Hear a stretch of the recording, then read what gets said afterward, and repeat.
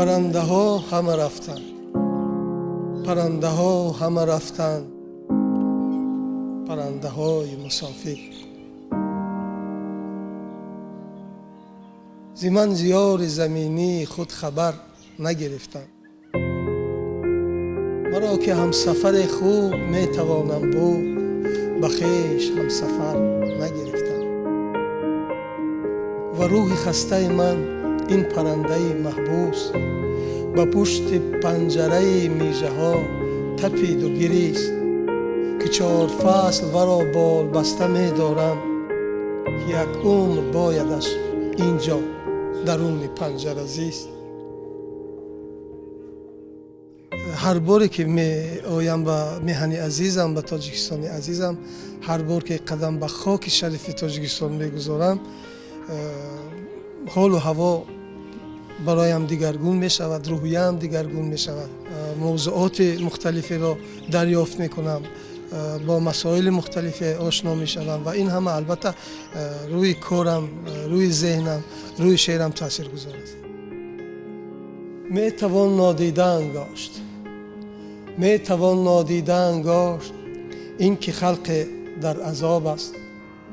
می توان نادیده انگاشت این که یک ملک ز ظلم خویش و بیگانه خراب است.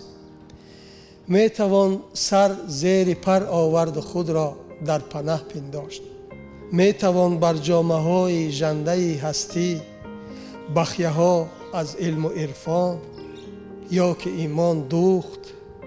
می توان در کیسه قشاق هیجی ثروت آداب یا اخلاق یا معنای عمر اندوخت. می توان در بند 100 زنجیر و زولانه از متاع سرکش سرخ زبانت پرچمی آزادگی افراشت. می توان ماننده پروانه احمق بیهوده در آتش افتاده ناگه سوخت. می توان آره زیاد از این همه هم می توان، اما من به دل آنگاه گفتم ای دل ای دل باید ای دل در سراغ آشنای رفت، تا به پیش او توان اندوه بدفرجام خود را ماند و قسمت کرد. ورنه آنگه بر جهانی که چنین یک آشنایش نیست می توان نفرین و نفرت کرد. در قیاس با سالهای پیش این شعر ما کجا دارد می رود؟ این شعر ما در کدوم سطح قرار دارد؟ واقعا یک شعری هست که مثلا ما در سالهای 80 درباره اون خیلی با یک محبت صحبت می کردیم و انتظار بودیم که یک مصرع یک شاعر بنشست و زود اونو بگیریم و بخوانیم. حالا چی؟ یک مطلب موجب نگرانی هست و این اون است که متاسفانه در مجموع در حیات ادبی تاجیکستان یک خلا به نظر می رسد، مشاهده می شود و من فکر می کنم که این خلای سیستمی است و دلیل آن هم نبود یک ایدئولوژی هست. خاطراتمون هنوز تازه است و یاد داریم که در زمان شوروی ایدئولوژی بسیار قوی همون شوروی در سراسر کشورها به عنوان یک ابزار بسیار پرقوت فعال بود و ادبیات و فرهنگ را هم تحت تاثیر خود داشت.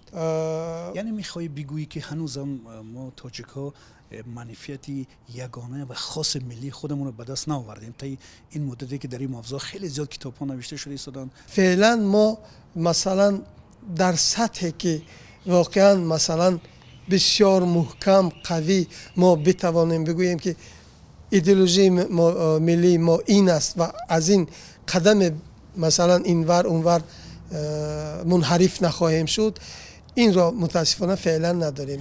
شما به عنوان یک شاعر ملت تاجیک این ایدئولوژی یگانه یا منیفیت ملی یگانه را که میگید، شما یک پیشنهاد داری؟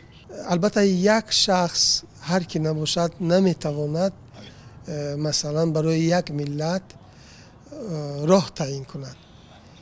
صرف نظر او کیست، در چه سطح است، چه امکاناتی را در دست دارد، چه ابزاری را در دست دارد یا اصلا هیچ ابزاری در دست ندارد مثل من یا مثل هر ادیب دیگر. نظر نمیگویم، خواسته دارم. خواسته من در این زمینه این است که مقامات تاجیکستان، روشنفکران تاجیکستان گردی هم جمع بیایند، تلاش بکنند و برای مردم یک مسیر درست را مثلا تهیه بکنند. قناری که منش در قفس همه دارم، بدیدمش که به حسرت به آسمان نگریست، بگفتمش که مگر سیر گشتی از دانه. بله، حقیقت دنیای بی وفا این است، به پارس خیش نمی گشته است بیگانه. پرنده داد جوابم که ای اسیر هوس، پرنده داد جوابم که ای اسیر هوس، به خواهش دل خود من نآمدم به قفس. خاموش باش، خاموش باش که این منتت سزایم نیست. قفس خوش است ولی قفس خوش است ولی نز برای همچون چمن خوش است ولی در خور نوایم نیست. کتابی تو هست غمگین‌تر از باران. وقتی که داخل این من ورق زدم دیدم تنهایی است و باران و غم و این چیزها زیاد به نظر می‌رسد. شاید این کتاب که 10 سال پیش به نشر رسید اون وقت تو چنین وضع داشتی یا که واقعا این چی است، یک اسراری هست اینجا؟